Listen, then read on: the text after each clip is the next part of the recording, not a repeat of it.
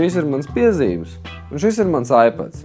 Ar aplikāciju Notes es jums parādīšu, kā organizēt piezīmes un sinhronizēt tās starp savām mobilajām ierīcēm.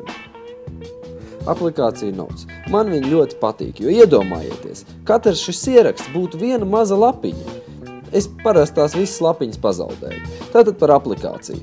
Pirmkārt, mēs varam izmantot vairākus kontus, kuros veikt šos pierakstus piezīmes, un mēs varam rakstīt vairākas piezīmes, kuras mēs varam pēc tam izmainīt, mēs varam likt viņās iekšā linku, mēs pat ar viņām varam dalīties vai pat viņas printēt. Protams, varam dzēst un pievienot arī jaunu. Izmantojot aplikāciju Notes, jums atkritīs problēma ar sīkām mazām lapiņām, kuras jūs vienmēr esat pazaudējuši.